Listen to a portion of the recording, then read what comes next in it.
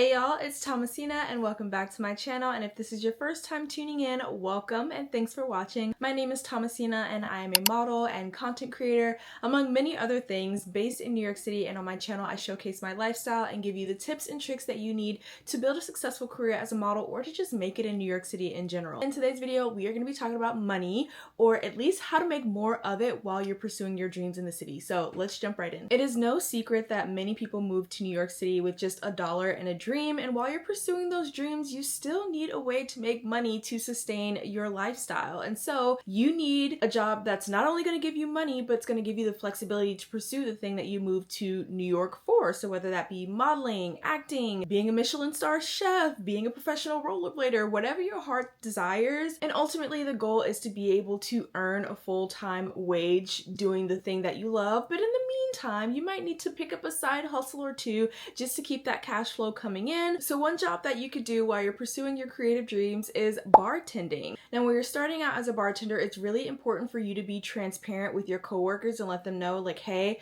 I'm pursuing this side thing. Let's just say modeling for the sake of consistency in this video. It's really important for you to be transparent with your coworkers so that they know, hey, if I book a gig and I need to call out, like, will you have my back? I find that when you're upfront and transparent in the beginning and you're building a relationship with your coworkers and your teammates at the bar, it makes it a lot easier for you to be able to navigate your bartending schedule with your creative schedule if something were to come up. If you're personable, you've got a really bubbly personality, you are a people person, you can get a pretty penny from just the tips bartending. So just play your cards right and really target the places that you're applying and trying to bartend. If you feel like bartending isn't the way for you, another option is waitressing or hosting. It's really just all about personality in New York City and looking well kept and well put together. Your beauty is your currency. It sounds really shallow, but New York City is a city of beautiful people, and people won't say it, but a lot of these establishments literally will hire you just because you're attractive.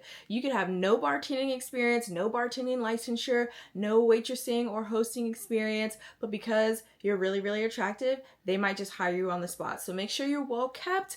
If you decide to like walk into a restaurant or walk into a bar and ask them if they're hiring, make sure you're looking like your best self. Another reason why I really love bartending and hosting and waitressing as side hustle jobs, because you are meeting an influx of people every weekend, and you never know who you're going to be rubbing elbows with, rubbing shoulders with, having conversations with. That person just might be your ticket to your dream job, your dream role, your dream booking, your dream agency. So really let your personality shine through, and don't be afraid to have conversations with people. Like, yes, you're in your place of work, you're working, but a part of your job is being personable and having conversations with people and making sure they're having a good time and enjoying the environment. Staying within the category of like serving jobs, another thing that a lot of my model friends are doing is they're picking up cater waiter jobs. So these are like special events. So you may have a really wealthy person in the Hamptons who's throwing a really big shindig and they need people to, you know, serve hors d'oeuvres or like bartend at the event. So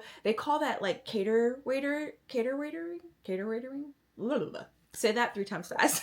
But you could basically sign up on different apps and platforms and Facebook groups to be a cater waiver at special events. It's flexible. You get to choose which shifts you pick up. For instance, bartending, waitressing, or hosting, like you have designated shifts, like you may work Thursday through Sunday, and you're expected to be there on those dates unless you call out or switch shifts with someone, but for the most part, you're on a set schedule. With cater waitering, from my understanding, I guess it depends on like what company you're working under, but for the most part, you can choose which shifts that you pick up, so it gives you the ultimate flexibility to work as a side gig, and then when your dream jobs pop up, you can just not pick up shifts and you'll be good to go. If you have a bike or a car or even a scooter in New York City, Uber Eats, DoorDash, all of the food delivery services, Instacart, those are great side hustles. Obviously, you pick your own shifts, you pick which deliveries you want to do. This is another side hustle that you have to be strategic with. If you know that there are a ton of really good food options in one specific area like FIDI, you know, financial district, there's going to be probably a lot of finance bros who don't have time to cook dinner at night. You know, they're working until 3 a.m. I would, you know, start in that area and only make deliveries in that specific area. And you could just work that area for the whole day. You know, there's not as much wear and tear on your car because you're not hopping from borough to borough. Just pick an established point and work the heck out of that area. Yet another side hustle that you can do is being a brand ambassador. There are so many activations and large scale events like the US Open, for example, the car show, Verizon and Spectrum. They'll have little pop-ups all around the city. So there's always something going on. And these companies are not having their employees travel all over the United States going to these activations most of the time. Most of the time, they just hire people who are local to the area, who are willing to read a little blurb or excerpt about whatever product they're trying to sell, and they work the table. So whenever you see these little pop-ups or these tables or these activations in random parts of the city, the people working those tables are literally just brand ambassadors who probably signed up on a Facebook group or one of the little brand ambassador apps, picked up a shift, read a little excerpt about whatever company they were promoting, and then started handing out flyers. And you could literally get paid like $25 to $30 an hour for those. A lot of these jobs you can find right on Facebook. Just join brand ambassador groups, brand ambassador NYC, brand ambassador New York. If you're not in New York, brand ambassador Ohio, brand ambassador Chicago. There's literally a brand ambassador group for literally every state in the US if that's something that you're interested in. And oftentimes being a brand ambassador, you get a lot of free product as well. So maybe you'll get free clothing, a free item, free food. I don't know, if it's free, it's for me. I love it. So being a brand ambassador is definitely the way to go. This next one is not as flexible, but if you can make it work, you can make it work. A lot of models and people in the creative industry are nannies. There are so many wealthy families like on the Upper East Side, Upper West Side, like all over Brooklyn who need nannies. You'll literally see nannies all over the city. So it's a really, really great job. And if you build a rapport with your family and you are transparent with them about what you do for work, what you're trying to establish, sometimes there can be that flexibility there. But like I said, it's definitely not as flexible because you're working with children, and if their parents are at work working a 9-to-5 job, you just can't call them up on a Tuesday and say, hey, I got booked for a job on Wednesday. You have to find somebody else to watch your kid. Like, it doesn't work that way. But it could be a scenario where if you're booked for a job on Wednesday, maybe you only pick up the child, you know, after school. So you could work a job like 7 a.m. to 2 p.m. and then pick up the child at 3 p.m. and then you work the child till like 9 p.m. Maybe you've got parents that are doctors and they work the night shift, and so they need an overnight nanny. Perfect. No-brainer. Content creation. There's so much money in the user-generated content space or UGC space, and just creating content in general. Lifestyle content, fashion content, food blogging. It is so easy to blow up on platforms like TikTok nowadays, and then you can kind of transfer your audience to other platforms like Instagram and YouTube and generate money from that. So if you have a story to tell, if you have something that you're very interested in, if you have something that, you know, other people need to hear and see, showcase that on social media. I know people are always saying, don't be afraid to post the content, post the content, post the content, post the content. I am guilty of not posting as much content as I should. YouTube is my baby, my pride and joy. I definitely should be posting more on TikTok and Instagram. I'm leaving a bunch of money on the table and I know it. So I'm telling you guys this so you don't make the same mistake I'm currently making right now. There are a lot of affiliate programs that you can join, link products, and if people purchase those products, you get a little payday from that. So just being consistent on the platforms that you're using and trying to get as much money as you can from them. Like, I don't know why Instagram is paying me, but every month or every other month I get a small paycheck from Instagram. I'm not sure what it's for. Maybe it's from a reel that I posted like 3 years ago, but I posted the content and that's what happened. So I'm not saying that like it's easy. The people who are making a lot of money on social media are working really, really hard for that coin, and they're working, you know, constantly. But once you build up a mass following and people like, know, and trust you, I think it becomes a little easier because then the brand deals just start flowing in and the affiliate link clicks just start flowing in and the money just starts flowing in, so that you can relax a little bit. But when you're first starting,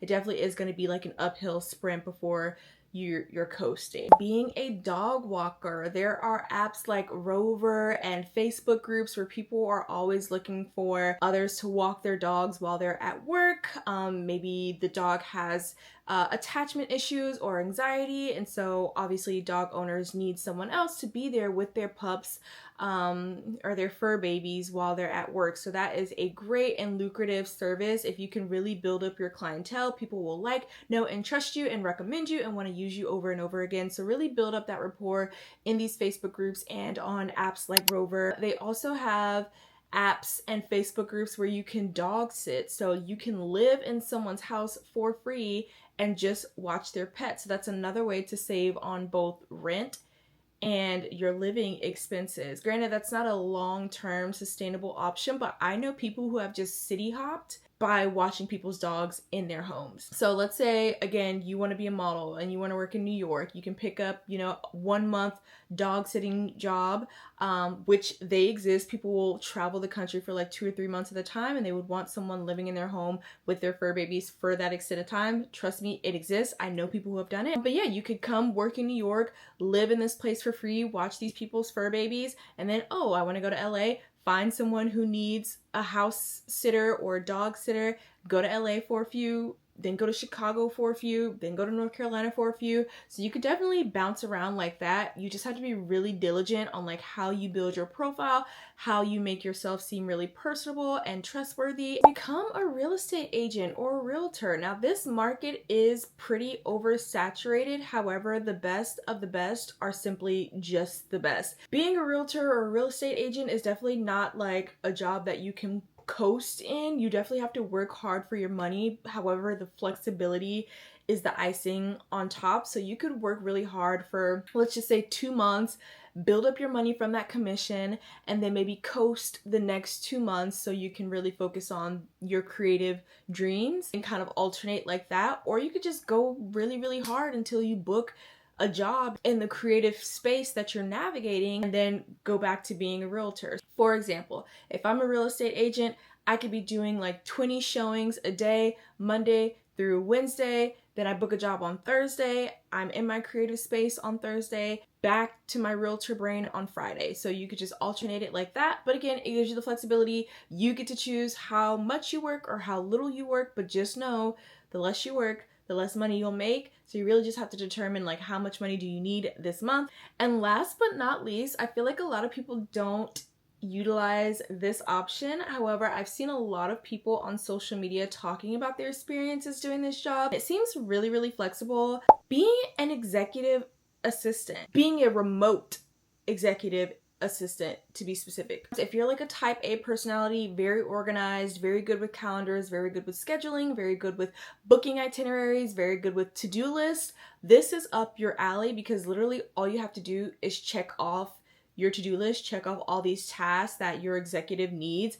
If you get everything done by 8 a.m., like you're free for the rest of the day. So it really just depends on like how good you are at managing your time and managing another person's task or another team's task. The quicker you get it done, the quicker you can get to freedom. Let them know like, hey, I'm doing this job. I'm here for you. I will be good at this job and I will do everything that you need me to do. However, here's a little bit about me. I really have dreams of being a famous actress. I really have dreams of being on Broadway. I really have dreams of being a model. And so from time to time, I may get booked for a job or I may have to do this audition and it may pull me away for a certain amount of time, but I'm here for you. I'm locked in. I will communicate with you. I will overly communicate with you when I need to be this place, this place, this place, this place for this dream career. If you could work with me on that, like, we'll be simpaticos. Having those conversations, being transparent, letting people know what you do. They either like it or they hate it, whatever. If they hate it, it's not for you. Go to the next person. But for the most part, if you can do the job that they are asking you to do, people will be pretty lenient and flexible on you taking care of what you need to take care of.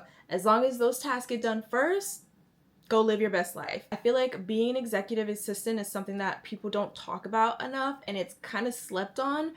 But for my type A folks watching this video, that is right up your alley. If you can find the right executive assistant remote position and work with a team or an executive who, you know, understands what your dreams and goals are too, like that is just like the perfect relationship and the perfect scenario for you.